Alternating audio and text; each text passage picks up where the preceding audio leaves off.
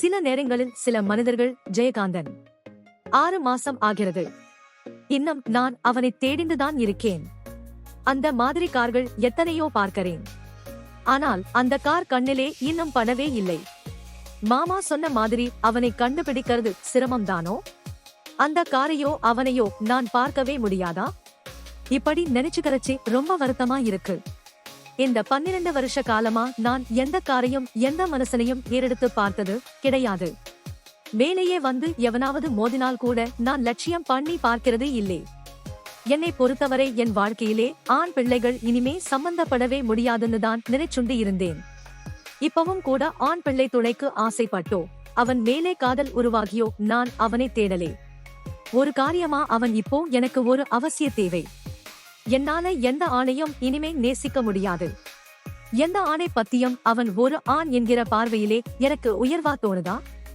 ஒரு ஆண் பிள்ளையின் ஸ்பர்சத்தையும் நெருக்கத்தையும் நினைக்கிற போது அடிவைத்த குமட்டிண்டு வருது. அதே மாதிரி என்னை பார்த்தாலும் அவளுக்கு உயர்வா தோணலே போலிருக்கு. மாமாவுக்கு தோன்ற மாதிரியே என்னை பார்க்கிற எவனுக்கும் கையை பிடிச்சு இழுத்தா நான் சம்மதிச்சிடுவேன்கிற நினைப்புதான் இருக்கு. அது ஏனோ தெரியலே.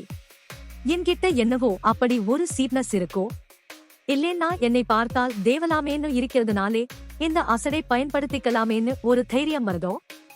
என்னோட நல்ல சுபாவமும் தாட்சணியப்படுற குணமும் இந்த ஆண் பிள்ளைகள் உள்ளே மறைஞ்சிருக்கிற மிருகத்தை உசுப்பி விட்டுறதோ? என்ன கருமமோ எல்லா தடியன்களும் என்கிட்டே மிஸ்பிகேவ் பண்ண தயாரா இருக்காங்க. சும்மா தலையை நிமிர்ந்து பார்த்தா போதும். ஏதோ கேட்கறாளேன்னு பதில் சொன்னா கூட அவன் பதிலுக்கு காட்டற பல்லிழிப்பிலே தெரியறது அவரது பச்சையான நினைப்பு. பஸ்ஸிலே டிக்கெட் கொடுக்கிற ஒரு கண்டக்டர் கூட மீசையை முறுக்கிண்டு பார்ப்பானே டிக்கெட்டுக்கு காசை வாங்குறச்சே என்கிட்டே மட்டும் விரலை தொட்டுதான் வாங்குறான். சில்லறை கொடுக்கிறப்பவும் தொட்டுதான் தர்றான். நானும் மத்தவாகிட்டே அப்படி செய்யறானான்னு பார்த்தேன். இல்லை, என்கிட்ட மாத்திரம்தான். அவன் டிக்கெட் கேட்டுண்டு பக்கத்திலே வரபோதே இவன் என்னை இப்ப தொட போறானே கிற பயத்திலே நெஞ்சு பக்பக்னோ அடிச்சுக்கிறது. மொத்தத்திலே ஆம்பளைகளை நினைக்க ஒரு அருவருப்பான பயம்தான் இருக்கு எனக்கு. அருவருப்பான பயம்னா கரப்பான் பூச்சியை பார்த்தா வரதே அந்த மாதிரி. கரப்பான் பூச்சி நம்மை கடிச்சிடும்னு உதறிட்டு ஓடி உடம்பு சிலிர்த்து போறோம். அந்த மாதிரி ஒரு கரப்பான் பூச்சி பயம். ஆனா நான் இப்போ ஒரு கரப்பான் பூச்சியை தேடுறேன். காரியமாத்தான் தேடுறேன். இப்ப கொஞ்ச நாளா நான் ரொம்ப சுயபிரகையோட செல்ஃப் கான்சியஸா இருக்கேன். அடிக்கடி திரும்பி திரும்பி பார்த்துக்கிறேன். பஸ்லே போகிறச்சையும் நடந்து வாக்கிங் போகிறச்சையும் ஒரு கார் விடாம தேடி தேடி பார்க்கிறேன். என் பின்னாலே திடீர்னு அந்த கார் ஃபாலோ பண்ணிண்டு வர்ற மாதிரியும் வரணும் மாதிரியும் தோன்றது. அப்படி நான் கற்பனை பண்ணிக்கிறேன். சாயங்காலத்திலே இப்பெல்லாம் வீட்டு வாசற்படியில் வந்து நிக்கிறேன். ஒவ்வொரு மனுஷனையும் நன்னா உத்து உத்து பாக்குறேன். நான் பார்க்கிற பார்வையிலே அவளுக்கு என்னவோ மாதிரி இருக்கும். சில பேர் தலையே குனிந்து போயிடுறான். ஏண்டாப்பா என்னை மட்டும் நீ பாக்கறியே, அது தேவலையோ? அவன் முகத்தை அடிக்கடி நினைச்சு இப்ப ஞாபகம் பண்ணிக்கிறேன். இப்ப நான் சித்த கண்ண மூடினா கூட ஒரே முகங்களா தெரியறது. ஆம்பிளை முகங்கள், மீசையுள்ள முகங்கள், மீசையே இல்லாம க்ஷவரம் பண்ணி பச்சையாக கரைப்பட்டுள்ள முகங்கள், வட்டமான முகங்கள், நீளமான முகங்கள், கூலிங் கிளாஸ் போட்ட முகங்கள், பளிச்சுன்னு தொடச்சி வச்ச மாதிரி முகங்கள், பரு நிறைஞ்ச அம்மை தழும்பு உள்ள எண்ணெய் வழியற அசடு வழியற எப்பவுமே சிரிக்கிற மாதிரி இருக்கிற பல்லு நீண்ட முன்னு இருக்கிற எத்தனை விதமான முகங்கள். ஒன்னு மாதிரி இன்னொன்னு கிடையாது.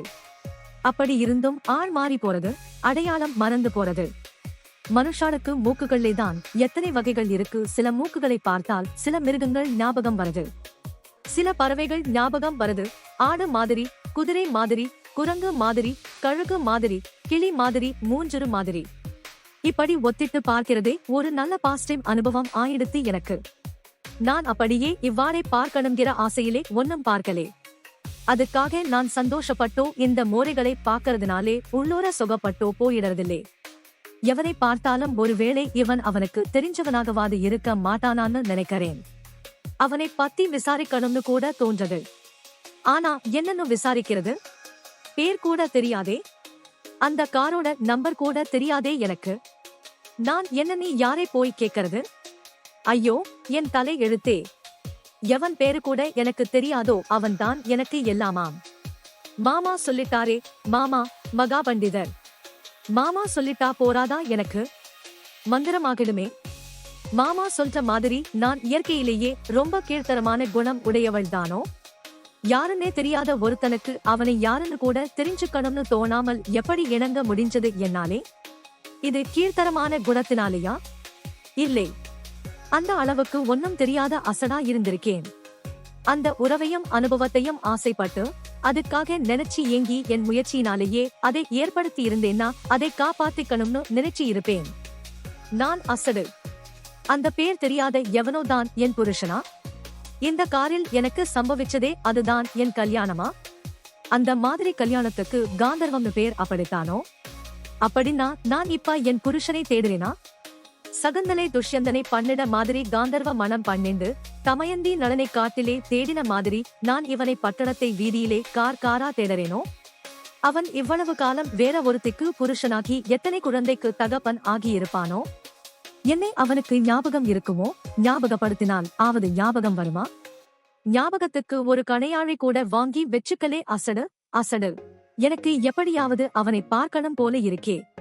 நான் சாமர்த்தியக்காரன்னு மாமா கிட்டே நிரூபிக்கிறதுக்காகவாவது அவனை பார்த்தே ஆகணுமே. இந்த மாமாவை கொஞ்சம் தள்ளி நிறுத்தி வைக்கிறதுக்காவது அவனை கண்டுபிடிக்கணுமே. Lunch time. என் செக்ஷனே இருக்கிறவா எல்லாரும் கேண்டீனுக்கு போயிருக்கா. பக்கத்திலே லேடீஸ் சாப்பிடுறதுக்குன்னு ஒதுக்கி வச்சிருக்கிற ஸ்கிரீன் மறைவில் சலசலன்னு பேசிண்டு கெக்கபிக்கேன்னும் சிரிச்சுண்டு 2-3 பெண்கள் சாப்பிடுறதுகள். எனக்கு ஏனோ பசிக்கலே. மோரும் சாதமும் டிபன் பாக்ஸிலேயே இதோ மேஜை மேலே இருக்கு. கையெழுத்து போட வேண்டிய பைல்கள் ஒரு அடுக்கு இந்த பக்கம் நிற்கிறது. கையெழுத்து போட்டு தூக்கி எரிஞ்ச பைல்கள் இன்னொரு அம்பாரம் இந்த பக்கம் குவிஞ்சி கிடக்கு. பக்கத்துல டெலிபோன் வச்சிருக்கிற டேபிள் மேலே ஒரு கிளாஸ்லே தண்ணியும் அது மேலே ஒரு பிளாஸ்டிக் தட்டு மூடியும். எதுக்கு இதை கொண்டு வந்து ரங்கசாமி தினம் வைக்கிறாரோ? நான் ஒரு நாள் கூட இந்த தண்ணியை குடிக்கிறது இல்லை. அவன் டூட்டியே அவன் செய்யறானாம். யாராவது கூப்பிட்டு இந்த பைலை எடுத்துண்டு போன்னு சொன்னா முறைப்பான். கையெழுத்து போட்டு வச்சிட்டே இல்லே சார், அத்தோடு விடு. அது போற இடத்துக்கு தானா போவும். வேற எங்கனாச்சியும் மாறி போவனுமா? தனியா எடுத்து வை. அப்புறம் சொல்லணும் அதிகாரம்தான் பண்ணுவான் ரங்கசாமி. நான் யார்கிட்டையும் எதுவும் சொல்றதே இல்லை. எல்லாரும் சாப்பிட போகும்போது ஒருத்தி கூப்பிட்டுக்குவா. என்னை யாரும் கூப்பிட மாட்டா. நானும் யாரையும் கூப்பிட மாட்டேன். எனக்கு ஃப்ரெண்ட்ஸே கிடையாது. ரங்கசாமி எப்பவும் என்னைத்தான் உதாரணம் காட்டி பேசுவான். அவனுக்கு ஆபீஸ் வேலை செய்யறதுதான் கஷ்டம். யாராவது அங்க போ இங்க போன்னு விரட்டினால் சந்தோஷமா ஓடுவான். நான் அவனை எங்கேயும் எதுக்கும் அனுப்பினது இல்லை.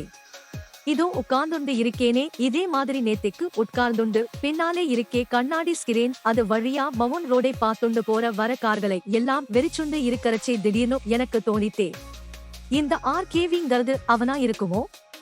எனக்கு என்னமோ ஆர்கேவிங்கிறது ஒரு பொண்ணாதான் இருக்கணும்னு தோணிண்டே இருந்தது. ஆனா மாமாவுக்கு மட்டும் அது ஒரு ஆணாகவே தோன்றது. அதுவும் ஒரு காவாலி பயலா இருக்கணும்னு தோன்றது.